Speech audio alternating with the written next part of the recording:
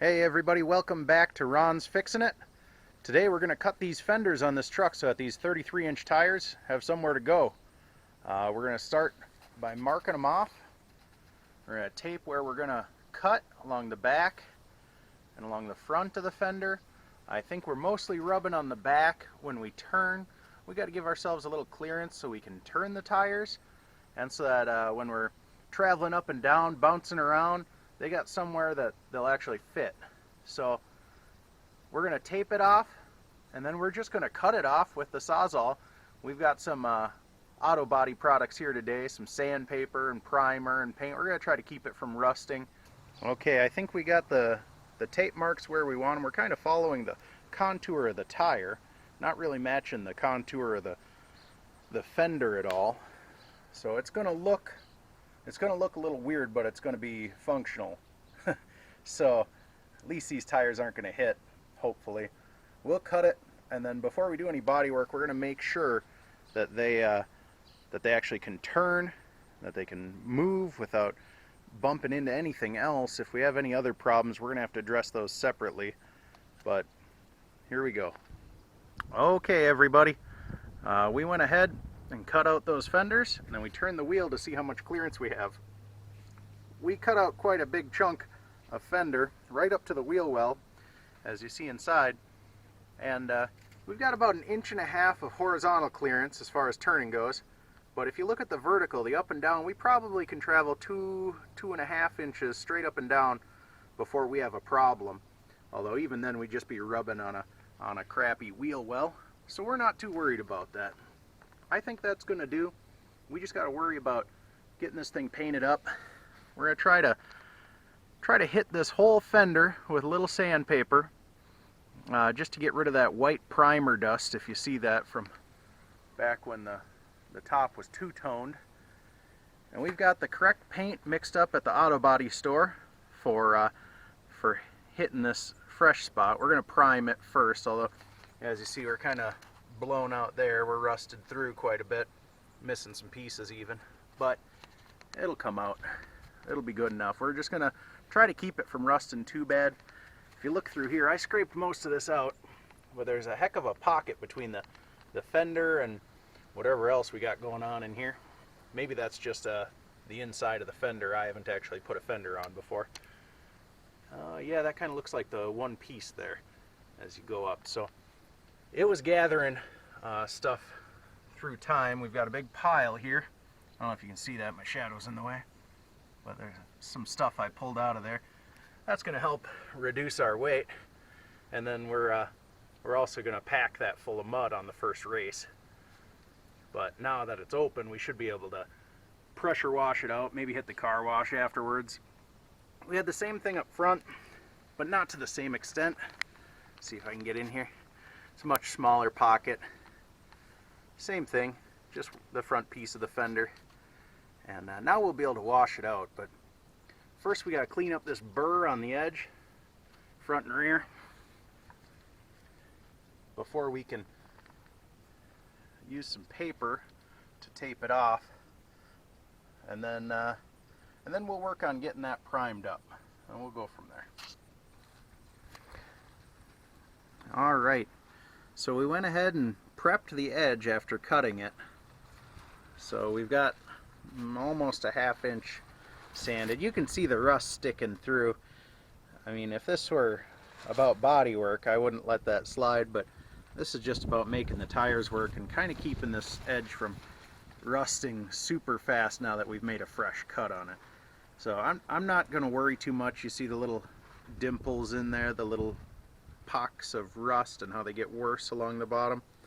Maybe someday we'll replace this fender with a brand new one and paint it up and put the road tires back on it. But for the races, we're running these fenders, we're running these tires, and this is going to be good enough. So I've only done the first side, the driver's side, front fender. So we still have to do the rear, but I wanted to see how this goes with using this piece of paper. Someone told me about this trick. I'm probably doing it wrong. I don't have it straight. All sorts of things going on with it, but it's supposed to keep some of the paint, or primer rather, feathering rather than overspraying all over the fender to be removed later. And maybe it'll make our lives easier in the end. So I'm going to shoot it with some primer, and we'll see how that looks.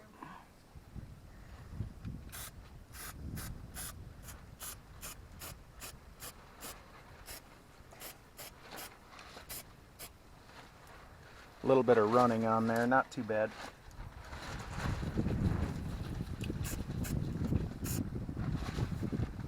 That should do. Okay, front side's primed. We'll go ahead and let that dry, and then we can sand it. I'll have to refer to the can to see how long before we can sand it, but it'll probably be a couple of hours. So we'll go ahead and do all the rest of them one at a time. Let's see how we did. I don't know if I got all the way around there. It's hard to see. We'll find out. Good enough. So I've begun sanding the rear side, and just wanted to talk about the grain of sandpaper we're using here. We're starting off with a real coarse sandpaper so we can chew it down to bare metal. You know, we're trying to get through the old primer, through the paint. I mean, really just through the old paint is what we need to get through here. If we can get through the old paint, the new primer will probably stick to the old primer well enough. But it takes a lot of back and forth, a lot of scrubbing to get that finish, and a lot of sanding to get that. But I'm hoping it pays off. I'm hoping all the prep work makes this paint stick real good, look as good as we can make it look for a $50 paint job. Homemade $50 rattle can paint job. I got the paint mixed at Auto Parts headquarters in St. Cloud, Minnesota, APH. They're not a sponsor or anything, but they asked for the paint code on my truck. And I looked in the glove box and found all my option codes, found the one for the paint, checked it online to make sure that it made sense before I went in there and asked for something that didn't exist. And then I ordered it up as a spray can. They mixed up, didn't take long, 10-15 minutes. They were done mixing it up, and it looked right. We'll see how it looks on the truck. But I got two grains of, or two different grain sandpaper to start. I've got 240 grain that I'm using here, and I don't have the correct sander for it, but we're just going by hand, and it's going to have to be good enough. It's good enough for this. I wouldn't charge a customer for this type of work, but we'll sand it with the 240 grain, then we'll prime it, and maybe I'll touch it up with this 240 grain, since this 240 grain's kind of wearing out on me. So it's a little finer than 240 grain. Or maybe I'll skip right to the 600 grain, because I've got 600 grain too. Once we get it sanded to 600 grain, we just need to feather the edge so that the primer, if you can see this, so that the primer, the new primer, meets up to the paint. So we can still see this edge, because these are different thicknesses. The paint is on top of primer, so we need our primer to meet that paint, but not to overlap it. So it's a delicate process, but we'll see what happens. We're going to try not to sand it down to bare metal again. That 600 grain will keep us from doing that. But looks like I've got 5 minutes between application or reapplication of the primer. So we did the front side already, and we're probably more than 5 minutes in. I think I can reapply that primer for the second coat. They recommend 2 thin coats versus 1 thick coat. And we should be able to do that now. So I'm going to step over here for a second. You guys can see what we've got going here. I'll try to do this in one good spray. It's supposed to hold it 10 inches away, which is quite a ways. That looked pretty good. So, got another shot up there in the corner. A little shot down there where I probably missed. There you go. So we'll see. That might sand out okay. There we go. That looks a lot better. I don't think I got it that first time real well. Maybe down there too. There we go. Oh, that looks a lot better. I don't know if you can see that, but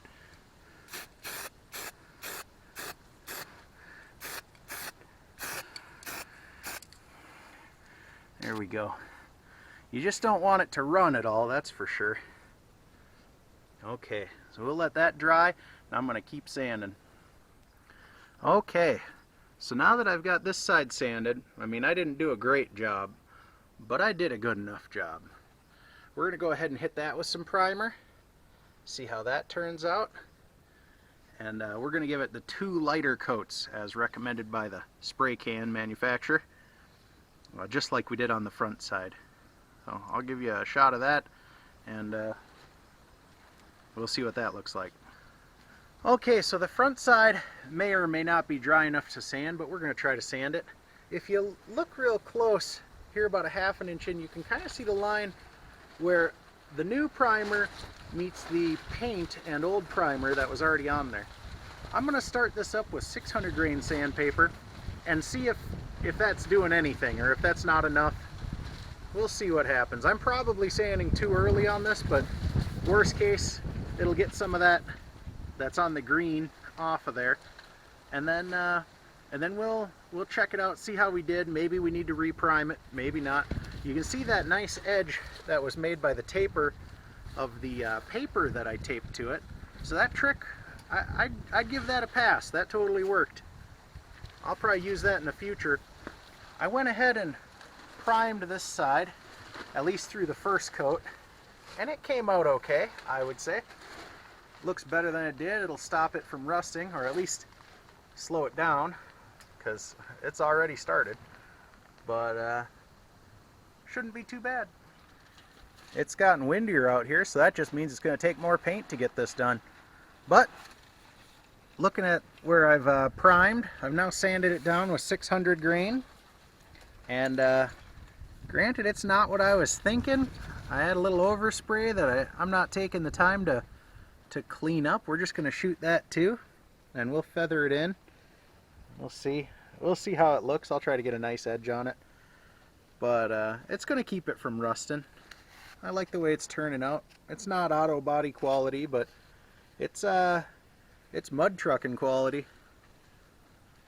Let me know in the comments what you think about it. Tell me what I did wrong. I know a few things I did wrong. I won't be too surprised, but let me know down below. And I'll fire up the video again.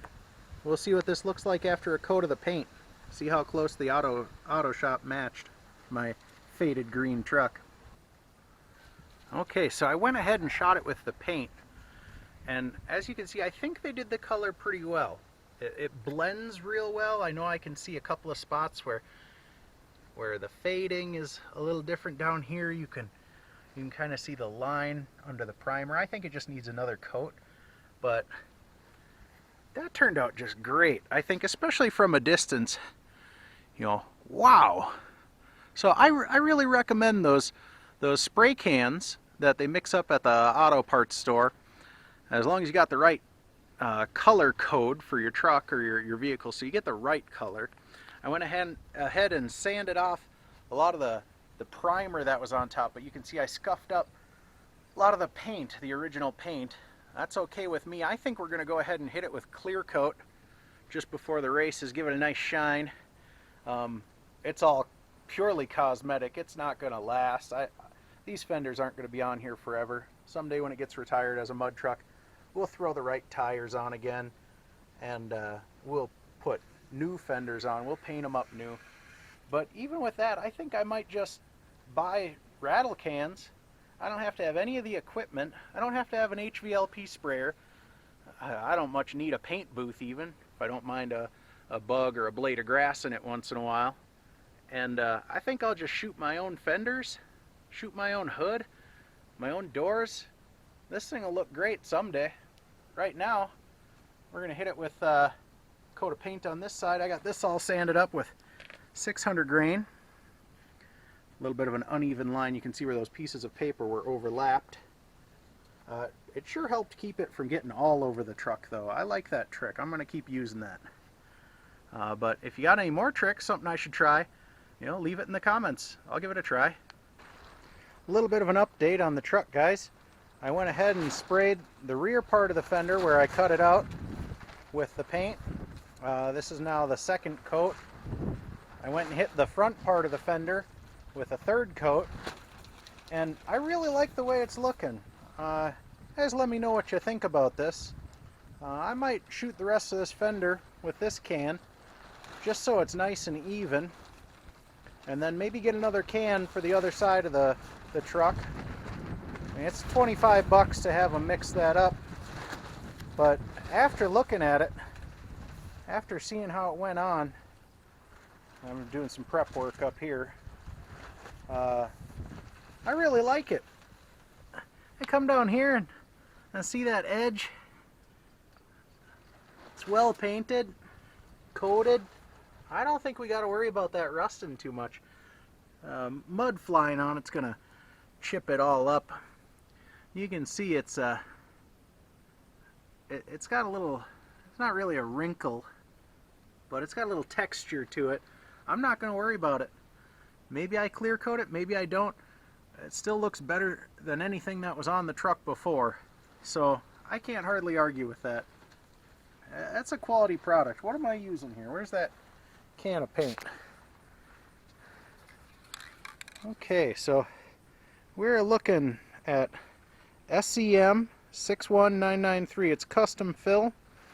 The color they set me up with was bright green. We used the code 43, but realistically in the truck it was 43L, and the color code is GM's Shamrock Green.